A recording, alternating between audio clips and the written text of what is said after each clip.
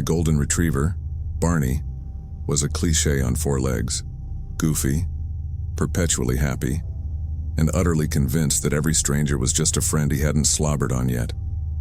In the 2 years I had him, I'd heard him properly bark maybe 5 times. He was a 70-pound welcome mat. That's the first thing you need to understand. Barney loved people. When I moved into my new ground floor apartment, he was in heaven. It had a small, fenced-in patio off the living room, our own little patch of grass in the middle of the city. The first few weeks were perfect. I'd leave the sliding glass door open while I worked from home, and Barney would sunbathe or chase squirrels in his tiny kingdom. The change was so subtle at first, I almost didn't notice it. It started at night. After our evening walk, Barney would usually collapse into his bed and be dead to the world. But he began staying up, positioning himself in the middle of the living room, and just staring. His eyes were fixed on the sliding glass door, now dark and reflecting the dim light of the room. The first time I saw him do it, I chuckled. "What's out there, bud?" I went to the door and peered out.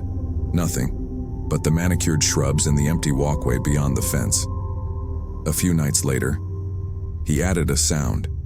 It was a low, guttural rumble that seemed to vibrate up from his chest. A growl. I'd never heard a sound like that from him before. His body was tense, the fur along his spine slightly raised. Again I checked. Again nothing. I told myself it was probably a raccoon or a stray cat he could smell. I drew the vertical blind shut, figuring out of sight, out of mind. But he kept doing it, night after night. He would only settle down when I locked the sliding door and pulled the blinds. It became our new routine, and while it was strange, I just chalked it up to him being a weirdo. The first real spike of fear came on a Saturday morning. I went to let Barney out onto the patio and saw it. A single, perfect, muddy footprint on the concrete, right in front of the glass door. It wasn't mine. It was large, from a heavy work boot. My heart did a frantic little tap dance in my chest. I tried to rationalize it. Maintenance? A gardener? But why would they be on my private fenced-in patio? And why just one footprint? I spent the rest of the day feeling a prickly unease, the kind that makes you look over your shoulder in your own home. That night, Barney refused to even step onto the patio. He did his business on our walk, and then planted himself in front of the door, like a sphinx, growling at the closed blinds. The following Tuesday, I came home late from a dinner with friends. It was almost 11 p.m. As I walked up the path to my front door, I saw that my living room lights were on, which was odd. I always left a small lamp on, but this was the main overhead light. As I got closer, I heard it. Barney was going absolutely insane. It wasn't barking. It was a furious, terrified screaming and snarling. I ran the last few feet and fumbled with my keys, my hands shaking. I burst in to find Barney, not at the patio door but clawing and throwing himself at my bedroom door at the end of the hall. He was snarling, biting at the wood, a string of drool flying from his lips. He didn't even register that I was home, and my bedroom door was closed. I never, ever close my bedroom door. A cold wave of absolute terror washed over me. I didn't make a sound. I backed out of the apartment, pulling the front door quietly shut, and ran. I didn't stop until I was in my car, parked a block away where I called 911. The police were there in minutes. I watched from my car as 2 officers approached my apartment, guns drawn. They entered, and a few moments later, the patio door slid open with a loud bang, and a figure scrambled out, vaulted the fence, and disappeared into the night. The police cleared the apartment and came to get me. The place was a wreck. The officer, a kind woman with tired eyes, walked me through it. The intruder had forced the lock on the patio door. He had been the one turning on the lights, walking around my home. He had likely been there for hours. But the worst part, the part that still makes me sick to my stomach, was what they found in my bedroom. He had been in my closet. A small pile of cigarette butts was on the floor, and my clothes were disheveled. He had been hiding in there, waiting. The officer looked at Barney, who was now sitting calmly by my side, leaning against my leg. "This man was probably waiting for you to go to sleep," she said, her voice soft. "Your dog cornering him at that door, making all that noise. That's the only reason he didn't get the chance." I moved out the next week. I couldn't stay there another night. I have no idea who he was or what he wanted. He had been watching me for weeks, standing on my patio at night, just on the other side of the glass. I used to think I had a goofy, harmless dog. Now I know better. I had a guardian who saw the monster right outside the door, long before I was willing to believe it was there.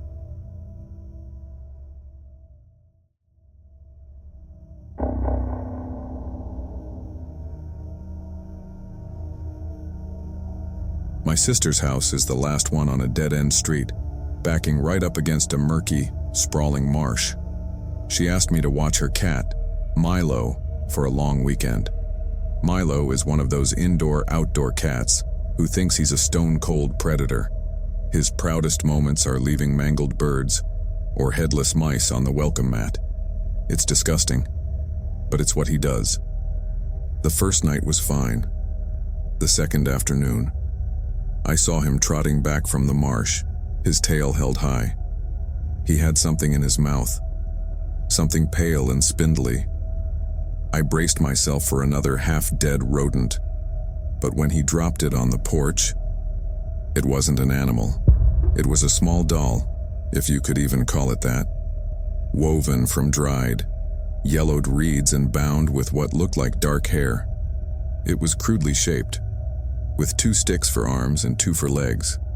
It was bizarre, but I figured it was just some weird piece of trash he'd found. I picked it up with a paper towel and threw it in the bin. The next morning, there was another one, same place on the porch. This one was slightly different, a little bigger. One of its stick arms was sharpened to a point. A chill went down my spine. That had nothing to do with the morning air. I took this one and threw it deep into the woods, on the other side of the house, far from the marsh. Milo just sat there, watching me, his yellow eyes unblinking. All day, the cat was agitated. He paced in front of the sliding glass door that led to the backyard, letting out these low, guttural yowls I'd never heard from him before. He wasn't looking at me. He was staring out at the wall of reeds in the dark, still water of the marsh. That evening, I decided to keep him inside. He was not happy about it. He spent an hour scratching at the door, his claws making a terrible scraping sound. Around midnight, the scratching stopped.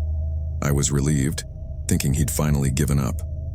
I was in the living room, watching a movie with the volume low, when I heard a different sound, a soft thump. It came from the back door. I muted the TV. Silence. Then I heard it again. It wasn't a scratching sound. It was the sound of something small and soft hitting the glass. My blood ran cold. I crept towards the door, my heart hammering against my ribs. I peered through the blinds, but it was pitch black outside. I couldn't see a thing. I stood there for a full minute, listening. Nothing. I told myself it was a branch or a bird. Then, I looked down. Lying on the floor, just inside the cat flap that I had forgotten to lock, was a third doll. This one was fresh. The reeds were still green and damp, and it smelled of mud and decay. It was more detailed than the others. It had a crude head, and woven into it were strands of long black hair. My sister's hair. I felt a surge of pure, unadulterated terror. I slammed the locking panel on the cat flap shut, my hands shaking so badly it took 3 tries. That's when I heard the footsteps. They were not in the house. They were outside, on the wooden deck. A slow, heavy tread. The sound of wet, heavy boots. My mind flashed back to the doll with my sister's hair.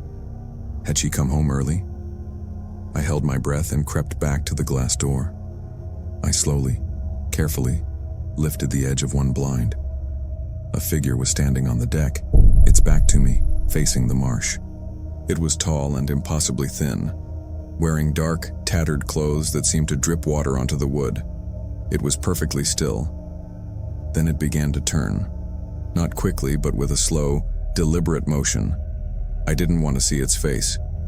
I knew, with a certainty that defied all logic, that seeing its face would be the last thing I ever did.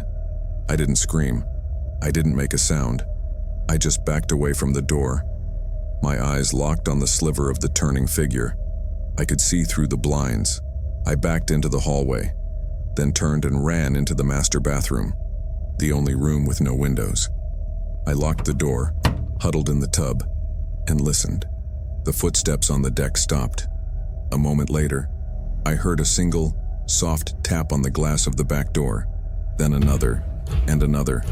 A slow, rhythmic tapping that went on for what felt like hours. I never saw it again. I stayed in that bathroom until the sun came up. I grabbed my keys, ran to my car, and drove. I called my sister from a gas station, 50 miles away, and told her a lie about a family emergency. I told her Milo was fine, locked in the house with plenty of food and water. She called me 2 days later, confused. She said when she got home, the house was fine, but the backyard was filled with those little reed dolls. Dozens of them, scattered all over the lawn, all the way from the edge of the marsh to the back door.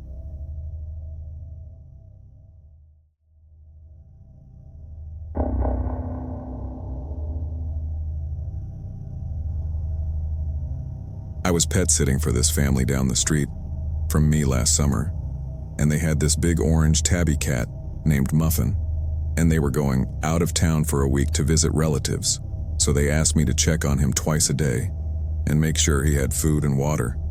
Pretty simple job for decent money, since I was saving up for a new laptop for college, and my current one kept overheating every time I tried to run anything decent on it. The first couple days went fine. Muffin was pretty chill, just your typical lazy house cat who spent most of his time sleeping on their couch or sitting by the window watching birds. The family had left me detailed instructions about his feeding schedule and where everything was kept. They even left their Wi-Fi password so I could hang out there and do homework if I wanted to, since their house was bigger and quieter than mine, with my little brothers always making noise. The house was one of those older split-level homes from like the 70s, kind of dated but well-maintained, lots of wood paneling and shag carpet that looked like it hadn't been updated since it was built. They had this massive old console TV that must have weighed like 300 pounds.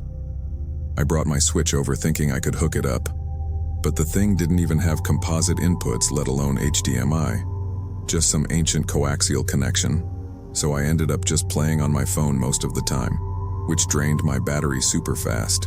By the third day, I started noticing Muffin had this weird routine. Every time I came over around 6 in the evening to feed him dinner, he would eat for maybe 5 minutes, then immediately walk over to the basement door and just sit there staring at it, not meowing or scratching, just sitting perfectly still and staring like he was waiting for something. At first, I thought maybe he heard mice down there or something, since basements usually have rodent problems. But when I opened the door to check he wouldn't go down, he'd just back away and keep staring. The basement was unfinished, just concrete walls and floors with the water heater and furnace down there, some storage boxes and holiday decorations. Nothing unusual that I could see, but Muffin's behavior was definitely strange. He'd sit by that door for hours. I'd come back in the morning, around 8 to give him breakfast, and he'd still be in the exact same spot, hadn't moved to his food bowl or litter box or anything. And when I tried to pet him, he felt really tense, like every muscle in his body was coiled. On the fourth night, I decided to stay later and see what was going on. I brought my laptop and camped out on their couch to work on an essay that was due. But their internet was slower than I expected, kept buffering every time I tried to load a research page, so I mostly just sat there getting frustrated, while Muffin did his usual routine after dinner, walked straight to the basement door and assumed his position. Around 9 o'clock, I heard this faint sound coming from downstairs, like a soft tapping or scraping noise. I figured it was probably just the old pipes, or maybe something with the water heater, since these old houses make all kinds of weird noises. But Muffin's ears perked up, and he started making this low growling sound I'd never heard from him before. It was honestly kind of unsettling because he'd been such a mellow cat up until then. The growling got deeper and more consistent. His fur started standing up on his back, which I'd only seen cats do when they're really scared or angry. The next morning when I came over, Muffin was still there. Same exact position, but this time I noticed his food bowl from the night before was still completely full. He hadn't eaten anything, and his water bowl looked like it hadn't been touched either. That's when I started getting really worried, because cats don't just stop eating for no reason, especially not a chunky cat like Muffin, who usually scarfed down his food the second I put it out. I tried tempting him with some of those fancy treats, but he wouldn't even look at them, just kept staring at that door. I called the family and told them about Muffin's weird behavior. They laughed it off and said he sometimes gets anxious when they're gone, and he'd probably snap out of it. They mentioned that he'd never liked the basement, and they usually kept the door closed, but must have forgotten before they left. They told me to just close the door and he'd probably go back to normal. Seemed reasonable enough, so that's what I did. But closing the door made it way worse. Muffin started pacing back and forth in front of it, and making these weird yowling sounds. Not like normal cat meowing, but something more desperate, almost human sounding. He wouldn't eat, wouldn't use his litter box, wouldn't sleep, just paced and cried at that door for hours. I was seriously considering taking him to an emergency vet, because this wasn't normal behavior at all. So I opened the basement door again, thinking maybe that would calm him down. He immediately stopped pacing and went back to his silent vigil, sitting perfectly still and staring down into the darkness. But now I could smell something coming from down there. Something musty and stale like old clothes, or maybe rotting food. That's when I heard it again, that soft scraping sound. But this time it was definitely coming from down there, rhythmic and deliberate, like someone was moving something heavy across the concrete floor very slowly. I grabbed a flashlight from the kitchen and went down to investigate. Muffin stayed at the top of the stairs watching me. The basement looked the same as before, except I noticed some of the storage boxes had been moved around, and there were these weird scrape marks on the floor near the far wall, like something had been dragged across it repeatedly, and that smell was stronger down there. Definitely something organic and unpleasant. That's when I saw the door hidden, behind a stack of Christmas decoration boxes that had been moved aside. It was painted the same color as the concrete wall, so it blended in perfectly. Looked like it led to some kind of storage room. The scraping sounds were definitely coming from behind it. I could hear them clearly now, along with what sounded like muffled voices, and I realized with absolute horror that someone had been living down there the entire time. I ran back upstairs and called the police. They sent 2 officers over who found the hidden door. It was locked from the outside with a heavy padlock. They had to cut it off with bolt cutters, and when they opened it, they found a small room that had been converted into some kind of makeshift living space, with a mattress and personal belongings. But whoever had been staying there was gone. Probably heard me coming and escaped. The officers said it looked like someone had been living down there for a while, based on the amount of stuff they found. Probably homeless person who'd been breaking in when the family was away. The family came home the next day and were horrified that someone had been living in their basement without them knowing. Muffin went back to normal after that, but I never finished that pet sitting job. The whole thing creeped me out too much, thinking about how that person had been down there the entire time, and how Muffin somehow knew they were there,